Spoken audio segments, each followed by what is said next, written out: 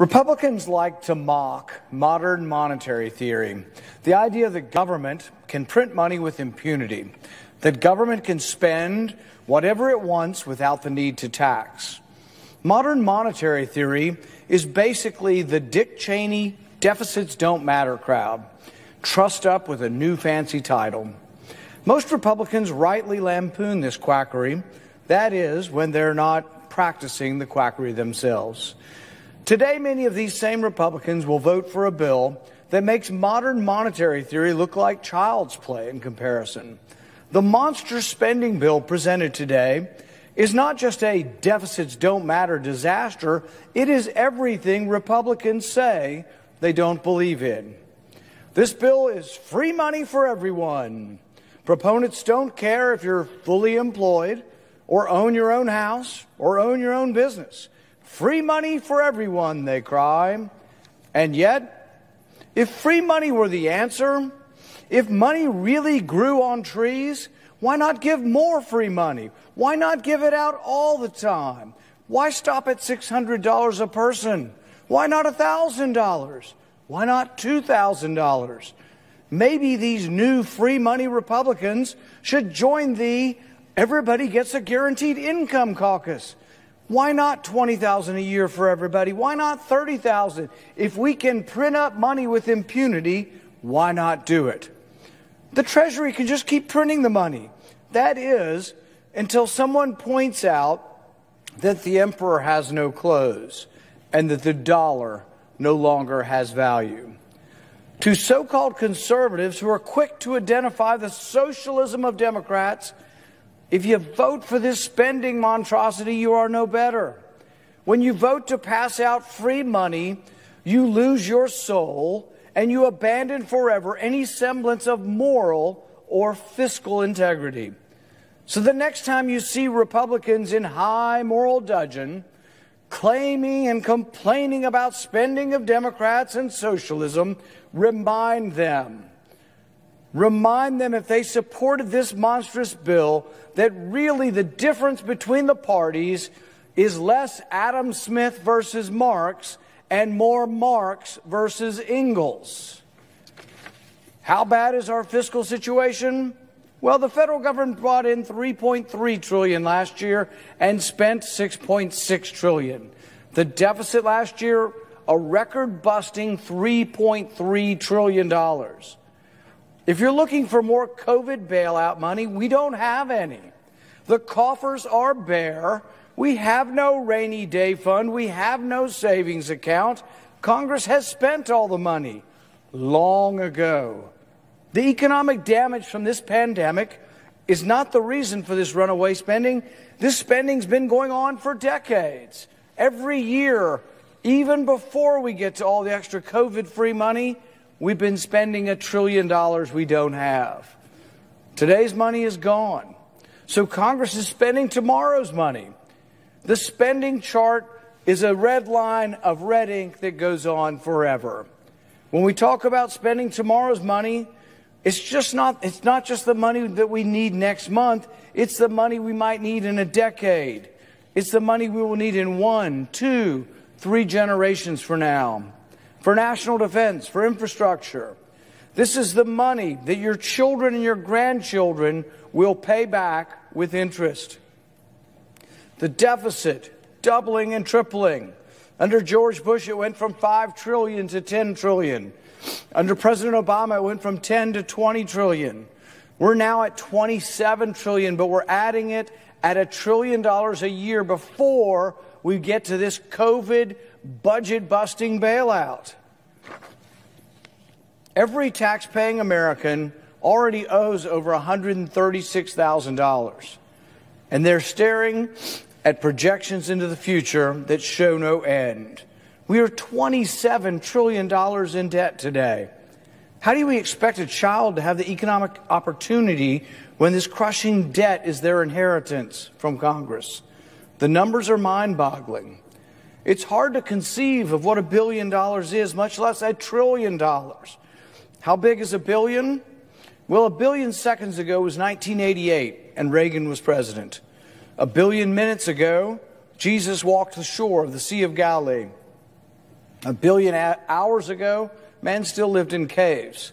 But $1 billion ago was just 80 minutes ago. $1 billion ago, at the rate Congress spends money, was just 80 minutes ago. All of this should be setting off alarm bells. But the only alarm bells in Congress are sounding the alarm for more spending and more debt. No cuts, no offsets, no pay-fors, no prioritization. Just print up more money and give it out to everybody because it's free money. Come and get yours. Well, the getting's good, but it leads to a mountain of debt. Spend all this money and leave the future to figure itself out. John Maynard Keynes was once asked, what about the long run? He said, in the short run, you can make a stimulus, you can print money, and you can give it to everybody. And Maynard Keynes, his response was, in the long run, we'll all be dead. No concern for the future, only for the immediate. Our budget deficit for 2020 was $3.3 trillion, but this new spending package will also give us another $2 trillion in the next fiscal year. By refusing to acknowledge the debt crisis, we are only hastening the day of economic reckoning. Total debt was 55% of GDP just 20 years ago. Today, it's 128% of GDP. So our total debt is more than our GDP, 128% of our GDP. The World Bank estimates there's a tipping point of debt to GDP at about 77%. Every percentage point costs another tenth or so of economic growth. So every year we're giving up somewhere between 5 to 8% of growth every year because of this burden of debt. This is thousands of jobs every year, tens of thousands of jobs that we lose because of this burden of debt. We are borrowing and worsening this debt crisis in part because too many governors and mayors have imposed heavy-handed restrictions that crush business. It isn't the pandemic that's killing the economy, it's the government's overzealous response that is killing the economy. The pandemic itself was disrupted, but Congress is being asked to help perpetuate these lockdowns. The more money we give to the states, the more they keep us in lockdown. Every bailout dollar printed and passed out to the governors only allows these tin-pot dictators to perpetuate the lockdowns. Their rules are arbitrary and unscientific.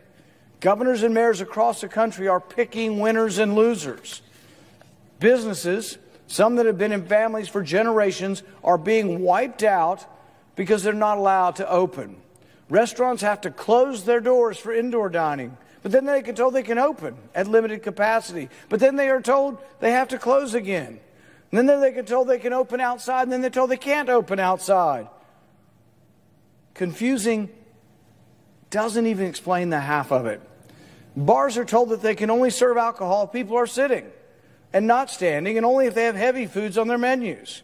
Restaurants are told they can serve outdoors, then they have their permission revoked after they've sunk time and money converting their restaurant to outdoor services. But a caterer is told they can still serve outside. Businesses are told they have to close at an arbitrary time determined by government officials as though the virus only comes out late at night. A business in one zip code can open, but one in an adjoining zip code across the street has to close, as if the virus can't cross an imaginary line. Airlines are allowed to fly, but hotels have to limit their occupancy, so you may not have anywhere to stay when you get there. Mom and pop stores and specialty stores are forced to close, but big box store competitors are allowed to stay open. How is any business expected to survive with this kind of arbitrary regulation that changes from day to day? Meanwhile, many schools remain closed, despite overwhelming evidence showing kids can learn safely in person. Which means parents can't go to work, which forces parents to leave their jobs and take care of homebound kids. Now, they have no income because the government forced them to leave their jobs to take care of their kids, and many kids are struggling with this improvised virtual school. The need for help is real. I hear it every day from Kentuckians and across the country. But it's clear that government has worsened the economic damage and acted as the biggest obstacle to economic recovery. There is no free money that can get us out of this situation. The only thing that can save us is to open the economy. If we give these tin-pot dictators, these governors, more money, they're less likely to open the economy. The answer is not printing up and distributing free money. It's opening the economy. We're not even debating the real answer to this. We're like, just print up the money and shovel it out the door. The deficit be damned. The threat of the destruction of our currency be damned.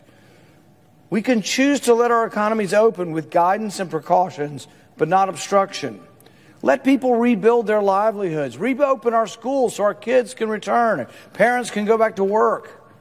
Congress should do away with automatic spending increases and scrutinize where in the budget we can find savings to pay for the pressing needs arising from the pandemic. But we shouldn't simply print up money and pass it out to everyone. Or Congress can follow the status quo. Congress can continue to borrow from our kids, the same children we've locked out of our schools.